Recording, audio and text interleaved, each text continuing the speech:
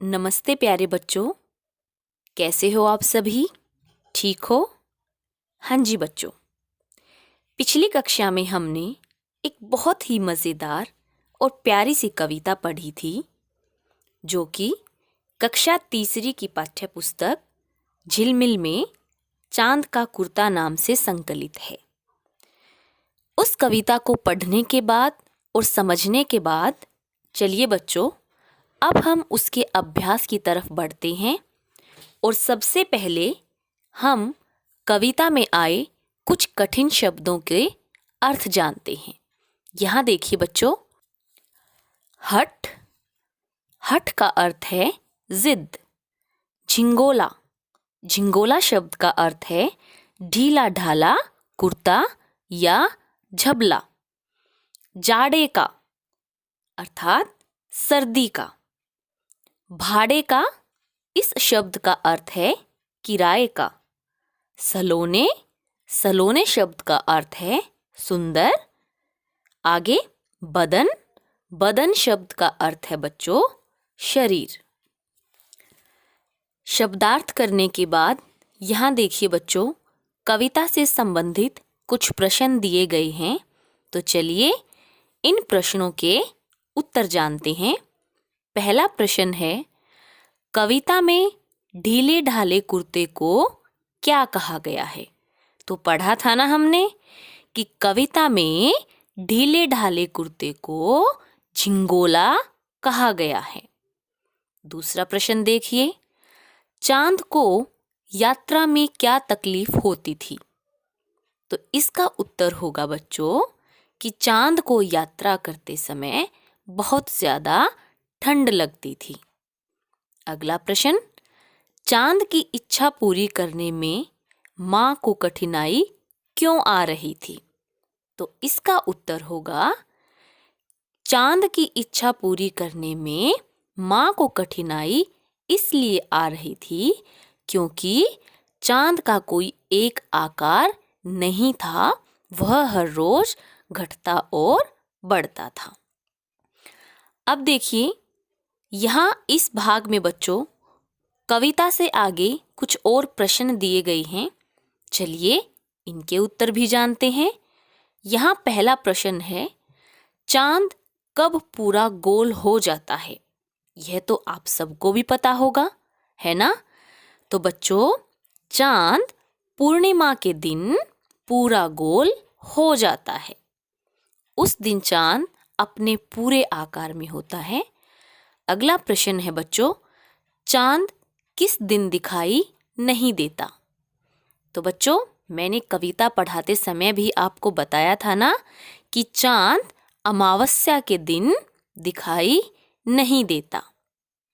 आगे देखिए, अगर गर्मी होती तो चांद अपनी माँ से क्या क्या मांगता? सोचिए बच्चों, गर्मी के दिनों में हमें क्या क्या चाहिए? सोचिए सोचिए। हाँ जी, अगर गर्मी होती तो चांद अपनी माँ से सूती कपड़े का एक कुर्ता, आइसक्रीम और छाता मांगता ताकि उसकी गर्मी दूर हो जाती। इसके बाद चलिए बच्चों, भाषा की बात की तरफ बढ़ते हैं। यहाँ देखिए, सनसन चलती हवा रात भर ठिठुर ठिठुर कर किसी तरह। इन पंक्तियों में सन और ठिठुर शब्द एक साथ दो दो बार आए हैं। इसी तरह के कुछ और शब्दों का प्रयोग अपने वाक्यों में करें। तो सोचिए बच्चों, ऐसे और कौन से शब्द हो सकते हैं और उन शब्दों से हमें वाक्य भी बनाना है।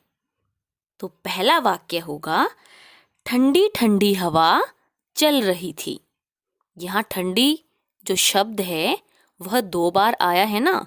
आगे देखिए, राम धीरे धीरे खाना खा रहा था। यहाँ धीरे शब्द दो बार प्रयोग किया गया है। आगे देखिए, सीता चलते चलते थक गई। यहाँ चलते शब्द का प्रयोग भी दो बार हुआ है। आगे देखिए, दूध पीते पीते वह अचानक गिर गया। यहाँ पीते शब्द का प्रयोग भी 2 बार हुआ है। अब अगले भाग की तरफ बढ़ते हैं बच्चों। सबसे पहले यहाँ एक पंक्ति दी गई है, चलिए उसे पढ़ते हैं। घटता बढ़ता रोज किसी दिन ऐसा भी करता है। इसमें घटता का उल्टा अर्थ बताने वाला जो शब्द है वह बढ़ता है। इसी तरह नीचे कुछ शब्द दिए गए हैं और उनके हमें उल्टे अर्थ वाले शब्द लिखने हैं।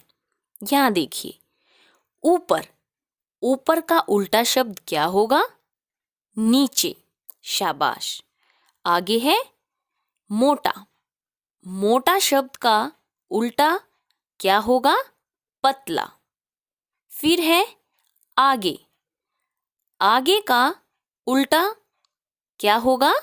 पीछे, शाबाश। फिर है ठंडा, और ठंडा शब्द का विपरीत शब्द होगा गरम। आगे देखिए बच्चों, अब हम चंद्र बिंदु के बारे में कुछ जानेंगे। यहाँ देखिए, यह चंद्र बिंदु है। यहाँ नीचे कुछ शब्द और उनके अर्थ दिए गए हैं। इन शब्दों पर चंद्र बिंदु लगाने से इनका अर्थ बदल जाएगा। तो देखिए कैसे करते हैं हम। पहले देखिए सास। इस सास का अर्थ होता है पति या पत्नी की माँ, लेकिन जब हम इस सास के ऊपर चंद्र बिंदु लगा देते हैं तो वह बन जाता है सांस, जो कि हम लेते हैं। आगे आधी।